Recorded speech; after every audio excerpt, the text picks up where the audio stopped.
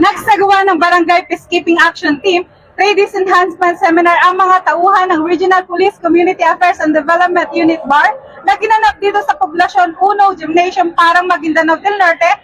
Ito lamang ika-9 hanggang ika-11 ng Setyembre, taong kasalukuyan. Pinangunahan ni Police Colonel Jaime N. Barredo ang natura aktibidad na siya ring naging pangunahing tagapagturo, katuwa ang mga tauhan ng Bureau of Fire Protection na mahagi naman ng mga kalaman tungkol sa search and rescue operation. Dinaluhan din ng ibang opisyalis ng barangay ang natura aktibidad kasama si Police Lieutenant Colonel Erwin Tabora, Chief of Police ng Parang Municipal Police Station.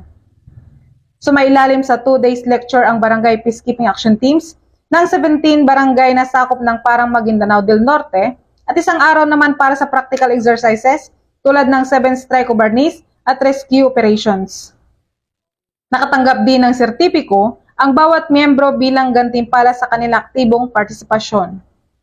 Salamat po sa oras at araw na nilaan niyo sa amin sa pagtuturo at pagbibigay ng kaalaman sa aming mga pipat ang Ladies Enhancement Seminar mula Day 1 hanggang Day 3. Natutunan namin ang mga bawal sa batas at paano self-defense ang sarili at paano makatulong sa tao lalo na nasa panganib at sakuna. Ang buong hanay ng kapulisan ng Police Regional Office Bangsamoro Autonomous Region, particular ang mga personahe ng Regional Police Community Affairs and Development Unit BAR, ay patuloy na maghahatid ng kalaman, suportahan ng pagsulong sa kapayapaan, labanan ang mga karahasan at mga inisyatiba sa pagpapanatili at pagkamit ng ligtas at maunlad na barangay. Dahil sa bagong Pilipinas, ang gusto ng pulis, ligtas ka.